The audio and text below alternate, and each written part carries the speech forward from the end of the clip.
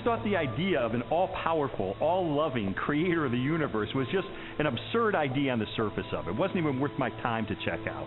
As far as Jesus was concerned, I thought that if he existed, and I wasn't sure whether or not he ever did, he was probably a nice guy, he was probably an excellent teacher, but he certainly wasn't the Messiah, and he certainly wasn't the Son of God. Now, my wife was more in spiritual neutral. She was more of an agnostic, whereas I was more antagonistic toward Christians. I just didn't know where all the pieces fit together. I didn't know who Jesus was or how he fit into the picture. Lee was antagonistic towards God. I was simply confused. There really was no room for God in my relationship with Leslie when we were dating and when we got married, but you know what? We were happy. We didn't have any problem with that. When I first started going to church, Lee responded very negatively. He basically told me that this is not what he had signed up for, that when we had gotten married, he had life planned in a way that did not involve church. My biggest fear with Leslie was that she was going to turn into some religious prude or something, and I thought nothing good can possibly come out of this. But even though I had all these negative ideas of things that were going to happen, in the ensuing months I began to see positive changes in her character and in her values and the way she related to me and the children. And it was winsome and it was attractive. And so when she invited me to go to church with her on January the 20th of 1980, I thought, you know what, I'm going to go.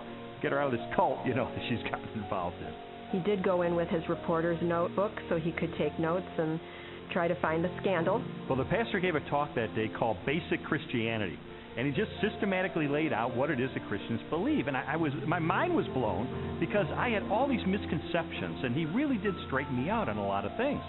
And I remember walking out that day saying two things.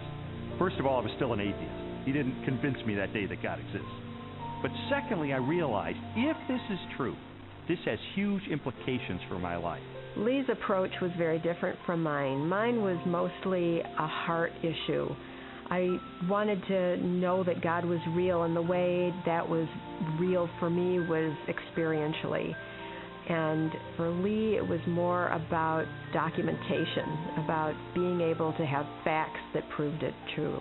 Well, I was a journalist, so there was really no problem with me picking up the phone and calling a scholar and saying, hey, I'm Lee Strobel, I'm with the Chicago Tribune. I'd like some background information about the New Testament. And so I would do that, and I thought it was going to be so easy to expose the fallacious thinking behind Christianity, but as it turned out, it took me almost 2 years of my life to investigate these issues. It really was, in a sense, the most exciting story I'd ever pursued as a journalist. I think, unfortunately, because the documents, the New Testament specifically, were written so far after Jesus' death, that it's really hard to say. I don't know myself that it was real. I was not there, but people were there at that time. So their account of things that happened back 2,000 years ago has been passed down. As an attorney, I rely on evidence.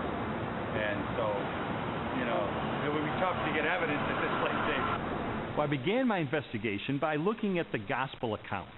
How did I know that the New Testament was telling me the truth when it talked about Jesus? Now, obviously, I didn't accept the New Testament as being the inspired Word of God. I certainly didn't accept it as being inerrant. But what I had to accept it as being, which it undeniably is a set of ancient historical documents. And I knew that historians had criteria that they could apply to determine whether or not these documents are trustworthy. So those are the kind of people who I pursued. I went after the heavy hitters. I went after the expert witnesses who could help me sort through these issues. J.P. Moreland, Biola University. Mark Strauss, Bethel Seminary. Craig Blomberg, Denver Seminary.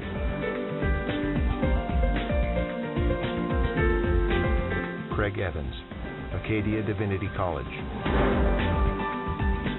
N.T. Wright, Bishop of Durham, United Kingdom.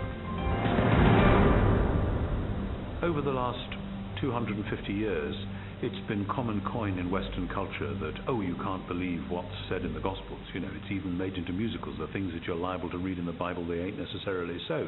And that skepticism has wormed its way into much modern culture and indeed into many Christian circles, many church circles, where they'll say, well, Matthew probably made this bit up, or Luke just added this bit on the end of the parable, or whatever it is. I and others have spent some of the best years of our lives researching what was actually going on in Palestine in the first third of the 1st century AD, and trying to get inside the minds of 1st century Jews, 1st century Romans, different Jewish parties and movements, etc., etc.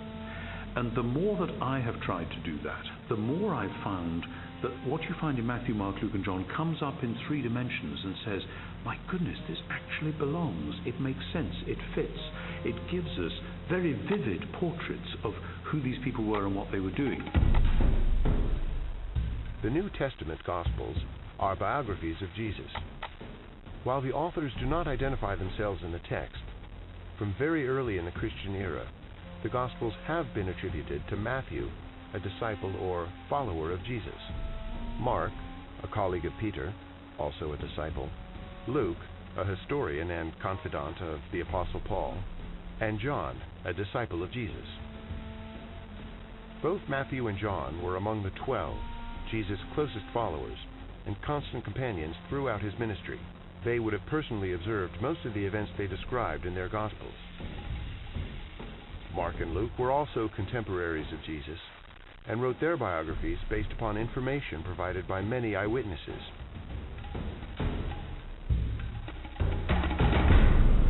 I knew from my years as a legal journalist the importance of eyewitness testimony. In fact, the first question that anybody asks is, how many eyeballs are there? How many eyewitnesses do you actually have? And I needed to determine whether or not contemporary scholars have ascertained whether or not the Gospels are rooted in eyewitness testimony. It's become evident to scholars of the 1st century that the Gospels were actually attempts to write biographies of Jesus. Now, not in the modern sense, because the Gospels are not particularly interested in his early years. But when it comes to Jesus' adult life and his activities, these are biographies. They're very clearly attempts by eyewitnesses to describe exactly what Jesus said and did, and the consensus of New Testament scholarship has moved in that direction. Many have undertaken to draw up an account of the things that have been fulfilled among us, just as they were handed down to us by those who from the first were eyewitnesses and servants of the Word. Luke chapter 1, verses 1 and 2. Luke's Gospel begins with a prologue. It's actually one of the finest Greek sections in the whole New Testament. Luke was clearly a literary artist. But in that prologue, he points out that he has carefully investigated the material that he presents in the Gospels, that he's checked with eyewitness accounts, those who are actually present. If you read that prologue and you see this is the work of a historian, this was someone who has done his research. Therefore, since I myself have carefully investigated everything from the beginning, it seemed good also to me to write an orderly account for you, most excellent Theophilus, so that you may know the certainty of the things you have been taught. Luke chapter 1, verses 3 and 4. You have to understand that people in the 1st century valued eyewitness testimony.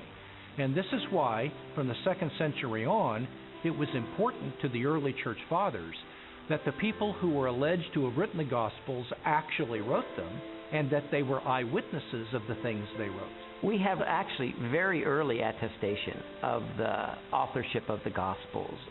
The early church father Papias, for example, as recorded by the church historian Eusebius, identifies Mark's Gospel as essentially the eyewitness account of Peter. Well, Papias was a disciple of the Apostle John, so we are only one generation removed from Jesus himself. That's a pretty close testimony, and strongly suggesting that, in fact, the Gospels are based on eyewitness accounts. Now, of course, it's not what you would have seen if you had a video camera there, because, after all, if you put a video camera on a street corner, even in Washington, you'd get politicians coming to and fro. You wouldn't actually have a story that would make sense. You'd have a string of random, unsorted events. That doesn't mean that none of it happened, that it's all made up. It's just to acknowledge what is blindingly obvious, that it has been edited and no doubt shaped by the needs of the community, because people tell